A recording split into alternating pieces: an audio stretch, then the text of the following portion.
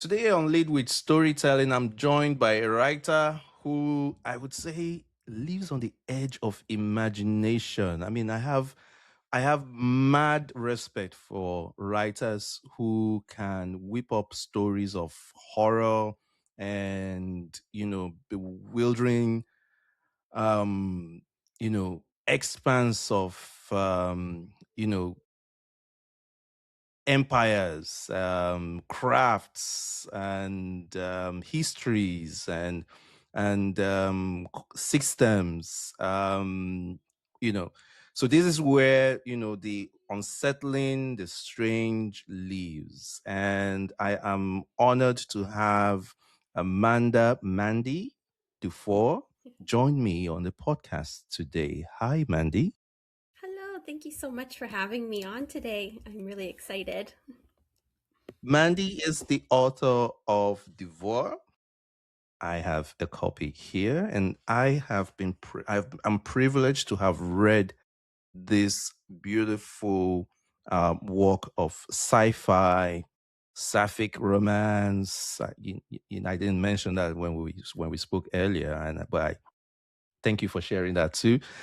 Um, and it reads beautifully. It's the story of an engineer, Valier, who is co-opted into a space expedition to find treasures and resources that will aid an empire. And she goes on this adventure and, of course, comes into many twists, many ghastly turns of events that, shake her beliefs, and what she thought she knew or what she thought was isn't, and and what isn't is now.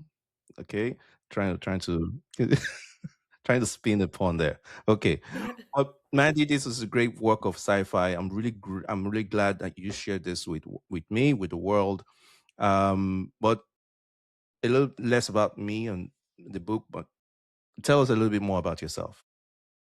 So, hi, my name is Mandy, and I love to write sci-fi and horror and fantasy. Like those are kind of my main genres that I love to dive into. Like I've been a lover of sci-fi and horror pretty much my whole life, and I find the genres are really great avenues to examine human psychology and human nature because you have such like almost a blank canvas to explore things and ask questions. I don't like to answer a lot of questions. I like to ask them. And in my day job, I'm a registered massage therapist, and I do like energy healing and tarot reading and things like that. So I bring a lot of that sort of thought process to the table as well. And Devour in particular was kind of inspired by the Norse paganism that I practice. I found a lot of times that Norse paganism is presented in a fantasy work. It's always used as part of something that's fantastical. And I thought it would be interesting to have it in this sort of setting, but explore it as the character's way of life, uh, because, in the story, like the characters were, brought from Earth like generations ago. So it was kind of interesting to me, at least, to explore how paganism would have evolved away from Earth, since it's such a nature based belief system. And a lot of the pagan belief system is in nature and spirits and things like that. So I'm like, what would that look like on another planet, completely divorced of that and divorced of, how we have our historical events, where uh, but they are evolving at a location that's totally separate. So it was just kind of interesting to explore that, I think. When I picked up the book, I was fascinated by the how easily it read. I mean, this showed that you had a good grip of Norse cosmology, paganism, but also the craft of science fiction writing, understanding how to build worlds, and it really fascinated me. I mean, earlier I said that I have mad cred for horror and sci-fi writers because they have a unique gift and ability to, weave systems. Because I think even I tell people it's not just about weaving stories, right? It still needs to make sense, right? Yeah. I mean, what's your approach to building to world building? But my approach to world building is it's almost like a gut feeling. I just, when I imagine things, my imagination is so vivid. So I almost feel like I'm writing what I'm seeing. And so, of course, that has to change as but throughout the process depending on like what actually makes sense for the story, but usually it's just one concept after another and it'll just kind of keep piling. But I'm very much a character first writer, so sometimes when I'm writing, things will unfold, as the character wants to do something or goes somewhere that I'm like, oh, you know what, I can visualize them in this environment or that sort of thing. And the way because I imagine that, with how complex and, the tapestry is so multi-layered. How do you keep track of all the characters? I mean, how do you make sure that, you don't attribute one character's trait to another character? How do you keep tabs of all these traits and character personalities? There's definitely a lot of note taking, but I can but imagine. yeah, but ultimately, really, it's my sense of who they are as I'm engaging with them in my mind. So it's sort of like, maybe I'll lose track of an eye color or something, but I have a very good idea of who these people are. And so I find I don't take a lot of notes on that because when I do, they always change their minds. Like once they're on the page in a situation, if I'm really dialed into like, okay, who Valia is, for example, I'm like, oh no, no, what I plotted out for her is not what she'd actually do. So, yeah, so I kind of just keep track of them by just knowing them almost like on a intuitive personal level, if that makes sense. So does that make you, are you a plotter or a pantser? Well, a mix of both. So I like to plot. I love to have a sense of direction. But over time of like writing and writing, I've really learned that I have to be open-minded to what the characters decide to do once they're on the page. So I'll still do it. I'll still invest hours in outlining and let it just go all out the window once the draft starts.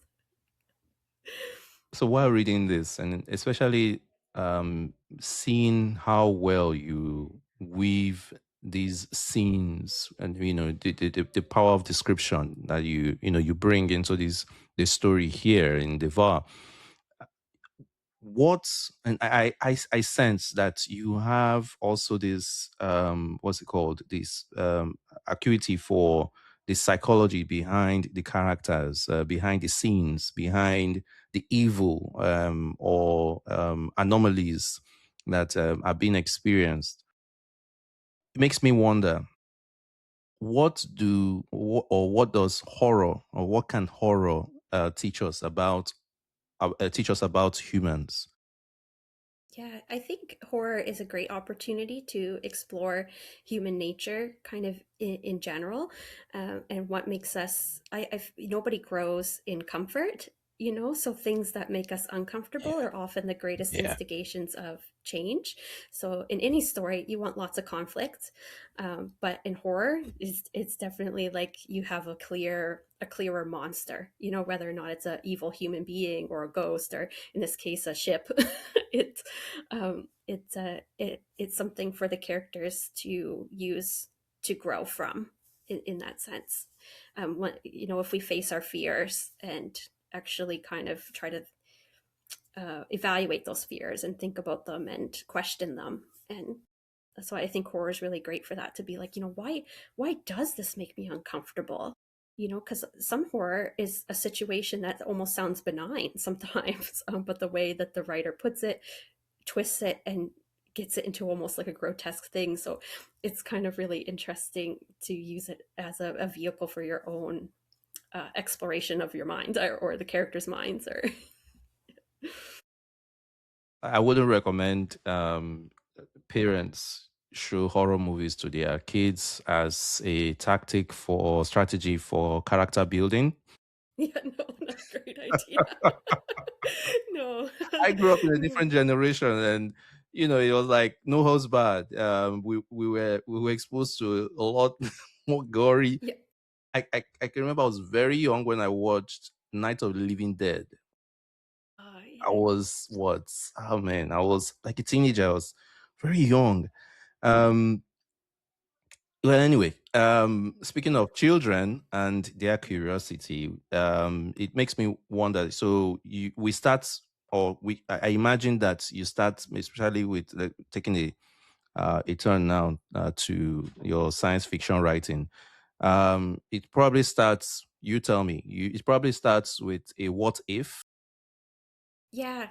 and if that is so, what kind of questions, like when you start with what if and whatever follows after, what kind of questions inspire you to explore or write stories in that genre, especially science fiction? I like to just take certain concepts and explore them into their extremity, to be like, what if this situation happened? And let's really sit down and look at what that situation really entails. So for example, with Devour, right? Like, what if a spaceship ate people? you know?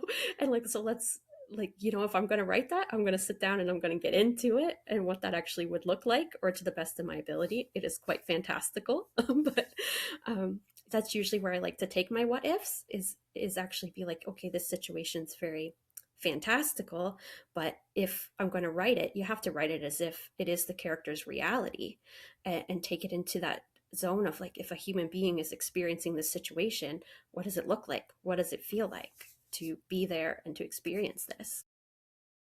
Or what impact would it have on the characters or their world or whatnot? Well said. I mean, that now brings me to the question of how do you think around pacing in your stories? And I must say, pacing is another strong point in Devour here. And I wouldn't have pegged. I already started the tension I felt was around the ecological challenges. That was what I thought. So my mind never um, um, went to the extent to which the historian. You can tell I'm struggling not to spoil it for anybody here. Yeah, that's tough. Tough, yes, I'm trying. I'm trying. Yeah. But when I started the story, it started from a build up from started with a build up from the ecological challenges, no water, and then hopefully we can get some resource out of space that could help alleviate the suffering down here, down on the planet. And it has me thinking, how do you think around how do you think through, what do you think about when you think about pacing? How do you manage that? That's also another very like intuitive process for me. It's almost like, okay, you have to know when to zoom in and zoom out. And so for me, I wish I had a more technical answer, but it really comes down to like what I feel like in my gut this part of the story needs. But then a lot of it does come out in revision, when I'm like, okay, this part reads a little quickly, or this part I should really sit in here with this character, because maybe this situation made me uncomfortable as a writer. So I rushed past it. So I have to like be like, no, put my big girl hat on and sit in this emotion and give this situation the emotion that it deserves. But then you also have to know when to like, okay, I gotta scoot past it now. So we got to get the story moving. So it's a very much trial and error, and then of course you get your beta reader feedback or your editor's feedback on like, okay, this is too slow or too fast, or this area needs more work, because it was originally a very very short story. So I got some wonderful feedback on where it needed to be expanded, and so then it kind of grew out of that as well. And so pacing for me kind of is instinctual on the draft, but then a lot of it comes in through revision too. How do you think the because Devour is self-published? It's like a sort of like hybrid situation. Yeah. Okay. Yeah, yeah. Um, how does that impact the timelines, the publishing timelines, the writing, the revision timeline, and then of course, eventually the ultimately the publication timelines? Yeah, so for myself, I'm a very dedicated writer. I write every single day, just about. So for me, I take timelines very seriously. So I'm like, if this book needs to be done by X date, I'm trying to be like, okay, I need these revisions by this time, and then this time. But for me, the most important thing is having a work that I feel proud of, that I feel like is ready, is something that I can attach my name to. So I would never want to rush a story based on a deadline, but I do take deadlines like, so I try to very much commit myself to that. What are some of the themes that you find yourself thinking about or coming back to when you start a new writing project? Oh, for a new writing project, I find themes often come out for me after the fact. That's also something I kind of see in revision, because for me, it's like I have these characters and this idea talking in my head. And so I'm just like, okay, like I'm just writing it out as it's happening in here. And then on my read through, I'll be like, oh, okay. Or I'll get beta readers to, and they'll say, like, oh, do you know this is in here? And I'm like, no, but it is actually on a second read. So it's almost like a lot of subconscious work Yeah. is where the themes happen. What I like is, I mean, and I've heard this. Hearing you talk. What I like is um, how you allow your intuition to. It seems unencumbered. It's you're always listening to your intuition, and I like that. So I wonder now, when you think about here, I'm starting a new project right now, and I'm wondering which of these three pushes you the most. Is it the character? I'm betting it's character. Yeah. Is it the world?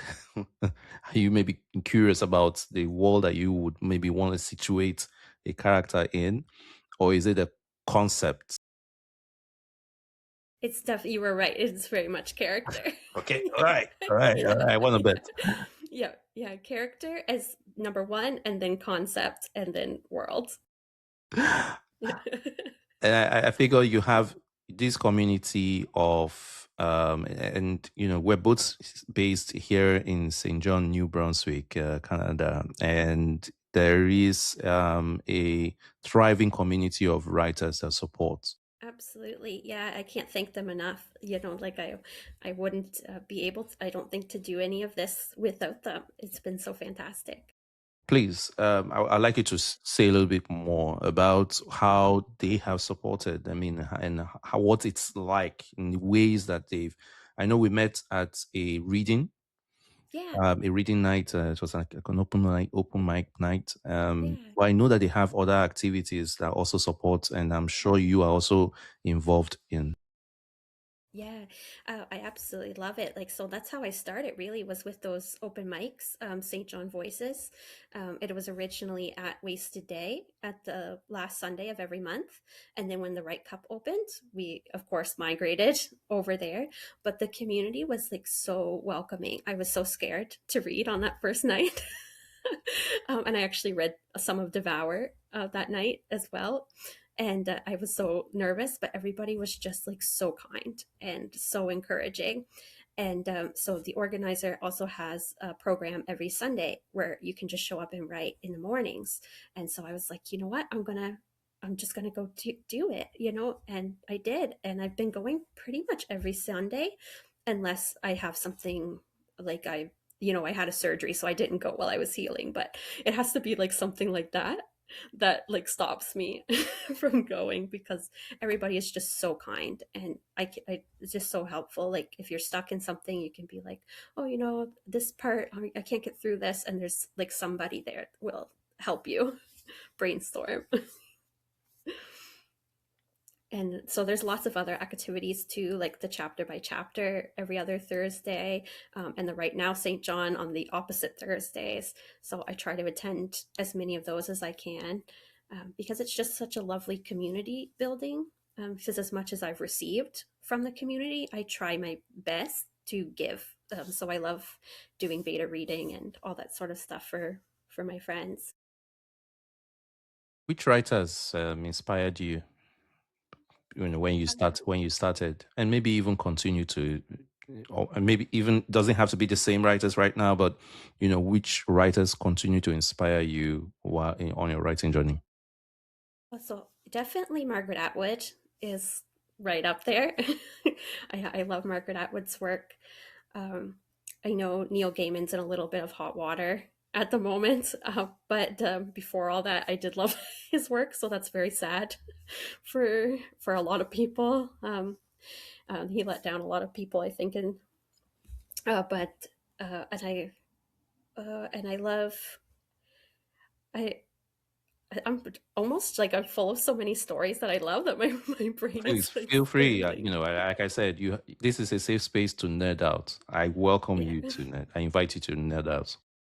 yeah, and well, thank you. I really appreciate that. Edgar Allan Poe actually was a big one for me, especially growing up when I was young. It was actually some of the first literature that I encountered. I had this massive picture book as a little kid, and it had these beautiful pictures to go along with all of his poetry. So even though I didn't understand the words that I was being read to me, I was like, oh, this is so beautiful. And I just fell in love with it like right away. Did you have a poster of the Raven? No, unfortunately, I wish I did. But also fairy tales too. I love urban legends and fairy tales and folk tales and all that sort of thing also has been a great inspiration to me too. It's funny you mentioned Neil Gaiman and the controversies around his work or his name right now. Because one writer that came to mind when I read your book was Marion Zimmer Bradley. I don't know. Okay, I I don't. don't, I don't know if Mm, you've read her work. So she wrote more like the Avalon, uh, Lady of Avalon, and she didn't stop at just, stop with that Lady of Avalon. She wrote some garden in Avalon and some. So this Avalon, like an Avalon series or saga, okay. and it's really a story, of course, steeped in this time Celtic cosmology and mythology around the lore of King Arthur, Oh, okay. and of course his ties to Merlin. And but I think Morgan was really in the center of this series, and her phobias, and the making of uh, um, Morgan. um, and I mentioned her because she too had an issue or controversy. There is, was a controversy around her name, her life, and has made a lot of people question whether they should be reading her work. So I usually don't do this, but I'm just curious where or what you think about how we separate writers from their work. Yeah, I think that's such a really hard question and a really hard thing to do, especially like now it's like you always hear like you're such a fan of a musician or an artist and then you find out that they've done something and it's like it's heartbreaking.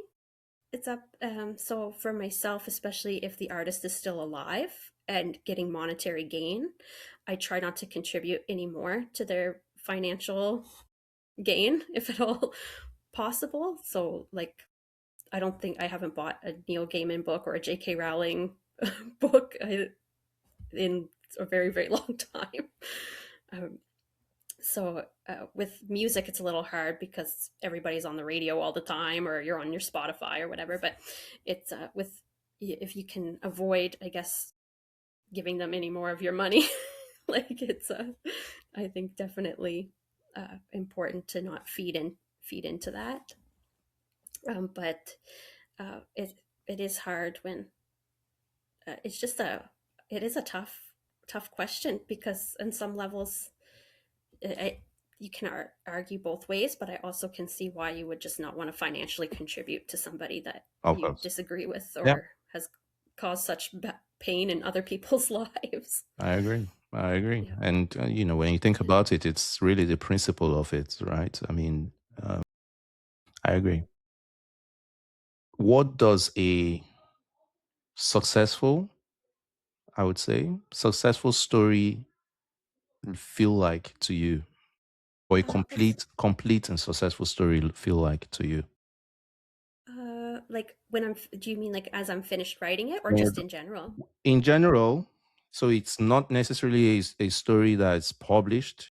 So if it's one that you've written and you're happy with it, whether it is published or not, you know, what would have, made you feel like, yes, this is finished and I'm proud of it? Yeah, I think for me, it's like I get to a point I can't look at it anymore. That's not But also, fair. That's not fair. but What if it calls you to look at it? Look at me. Look at me. yeah, but also too, I find when I'm like reading it over, I'm such a tough critic on myself, on my own work all the time. So I find like when I'm reading it over, if I actually can lose myself in my own story and appreciate it as a piece of art, then I can be like, okay, actually, this isn't half bad. This is actually good. I found like when I was trying to like, do the final revisions and stuff on Devour, or even going through the proof copy, trying to find things, I was just like, oh no, I'm too caught up in like what's happening in order to. So I'm like, oh, I have to be nitpicky. So I find once I'm able to do that and just enjoy it as a piece of work and almost pretend like I didn't write it. And I'm like, okay, I feel good about this. How do you feel bad when the beta reading feedback comes in, and it's a lot of you find yourself having to reach for your red pen and you have to do a lot of slashing? How do you feel? How bad do you feel? It's not a question of if you feel bad. It's I know Yeah. you feel bad, but how bad do you feel? Um, Not very, to be honest. That's nice. Okay. Yeah, yeah. Like there's certain things that I'm like, for me, it's mostly in terms of like almost, I guess maybe a disappointment in the sense of, oh, I thought I had allowed a character to convey this or a situation to convey this, and it didn't come across. But it's mostly like, oh, there's more work, so I have to go back in and do it. But I don't. I try not to take feedback very personally at all, even though my work to me is quite personal. For me, I know that's what's best for the story. Like I said earlier, you don't grow in comfort. So if somebody's just like, oh, this was the best story I ever read, it's like, awesome, I'm glad.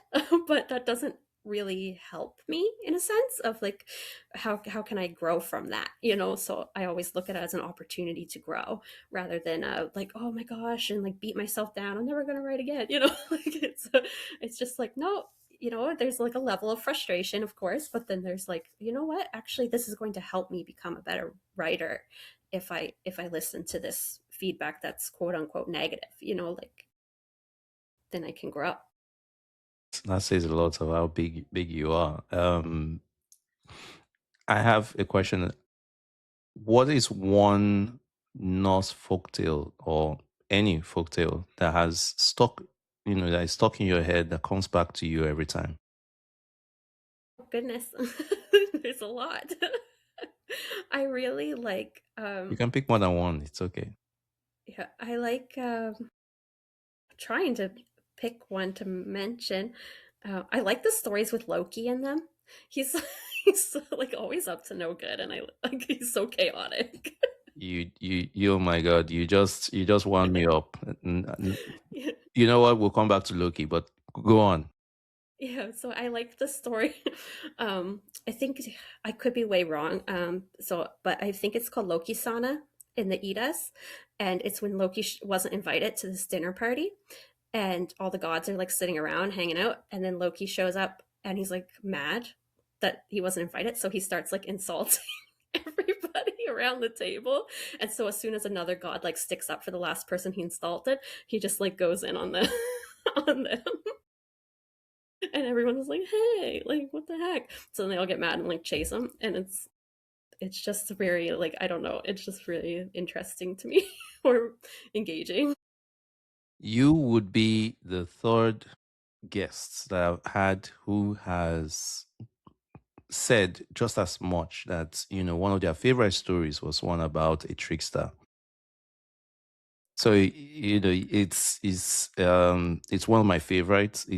I mean not my one of my favorite. It's my favorite archetype in stories, the trickster, and Yes. Yeah. it's no. I know you probably don't like to mention Neil Gaiman, but it's one reason why American Gods is such Yeah. such a favorite. Um, because they are just so intriguing. You can't even say they're bad, right?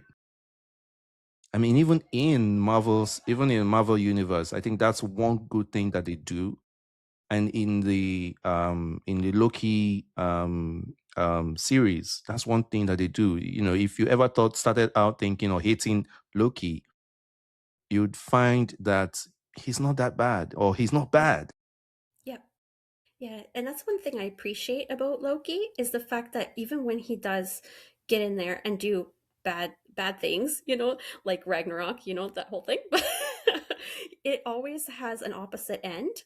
And it's like things can't be good all the time because like we said, you don't grow in comfort. So that's kind of Loki's cosmic role, because pantheons don't work in the binary way of good, bad, angels, demons. It's very eclectic, I suppose. And so, what Loki does is he comes in and he causes trouble, but then as the gods work to solve the problem that Loki created, you get benefits out of that. Like that's how Odin got Draupnir. That's how Thor even got Mjolnir, I believe. I might want to double check that, um, but a lot of these tools, I guess, that the gods ended up with was because Loki was causing trouble. I need to double check my facts on that exact story. No. No, and even and it turns out even across different not to say different continents and cultures, every trickster seems to have that same traits. They're not 100% bad. They're bad, they're maybe bad, they're maybe good, right? And they Yep, always do it for a reason. It's always for a reason. yep, absolutely. At this point, we're rounding up. I know I want to be respectful of your time. No But worries. um, so we have a special segment coming up. But before then, um, to round up the heavy conversation or heavy topics, when readers step away from your work, what do you hope will stay with them? Hopefully, I always hope that they've enjoyed their time. I always like to say I like to leave people better than I found them. So even if the story has a darkness to it, again, like I like that to be a channel for growth. So I hope people walk away with like thoughts, that they're turning over, or like a feeling inside that they're just like, that was really intense, but I enjoyed it, or now I'm thinking about this, or you know. So I just I want people to feel something, really, I suppose, and I can't dictate what that emotion is, but I hope they walk away feeling something. Awesome. Thank you so much. And now for a special segment, rapid fire questions. You Sure. you ready? Yep. Sorry if I ramble. No, no, no. If you ramble, it's even perfect. Okay. So morning writing or night writing? Oh, constant writing. It's any free minute. That's what I'm doing. Yeah, yeah. It's I end up writing more at night just because that's when my availability arises. But if I don't have my schedule's super flexible, so if I don't have anyone coming in until later in the day, I'm pretty much writing until I leave the house until I have to go. coffee or tea or something stronger? Something stronger usually, but I do like coffee, especially in the morning times. Is there a mid brew? Uh, I don't know. I'm just such a caffeine addict, and I drink a lot of energy drinks, like probably more than I should. So that's where it comes from. Yeah, Okay. I'm like the Energizer Bunny. Just go, go, go. Beach or mountain? I'll have to go with mountain, I think. Hiking? Yeah, I like to hike. I like to Yeah. Okay. backpack. Yeah. Yeah. If you could have lunch with a historical figure, whether dead or alive, who would it be and why? Could it be somebody that's like iffy? Like I would pick the Buddha. Hmm. Okay. Yeah. So like I think he would be very interesting. I think I'd more like listen to him versus have a conversation, I guess, because I'm like there's definitely a lot more he could teach me than anything I could contribute. That's So interesting. yeah, I think that would be a very fascinating conversation. What's one question you would ask him? Um, I don't know. I think I would ask him like what is the most important thing to know? Right? That's that's And that's just that's deep in itself, and something I would take away and go think about also, in case somebody ever asks me yeah. that. Yeah. And Yeah. lastly, what is one book that you read as a child that made you know that, or made you believe that you needed or would be a writer? Um, I don't know if there was like a specific book because it was just, I don't know how to describe it. It's just intrinsic to who I've always been. I was very lucky to have a mom that read to me all the time. And so I was engaged with it right away. So it was something that I automatically had like an affinity for. And so I read lots of books along the way that I was very inspired by. But I honestly can't remember a particular one because I just was always like, I'm going to write. I can't not write. I just like I can't not eat. I have to. I Yeah. have to do it. Is there a book that you go back to, like maybe you read every year, you reread?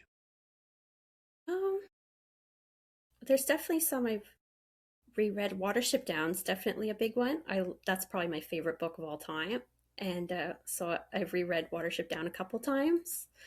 I also read James Patterson's When the Wind Blows.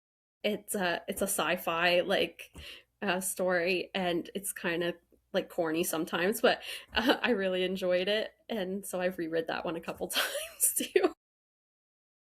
I was going to think Alex Cross was going to be the the main, but no, I didn't know he wrote sci-fi. That's Yeah, it interesting. it turned into the Max Ride series. So Oh. he wrote two adult Oh, right. fictions. Yes. Okay. Yeah, Okay. Okay. yeah, Yeah. Yeah. Yeah. Okay. yeah, Okay. Now I know. Okay. Great. Awesome. Mandy, this has been fun, and I hope it yeah. was the same for you too. Absolutely. Yeah, I had a great time. Thank you so much for inviting me. Well, Yeah, thank you so much for sharing your story with me and with my listeners. And I know that anyone who picks up the book, Devour, will see what I see. An exceptional gift for describing scenes and characters, and also bringing to bear emotional depth of the characters in it. Thank you so much for your time and for your generosity. absolutely. Thank you so much for having me on.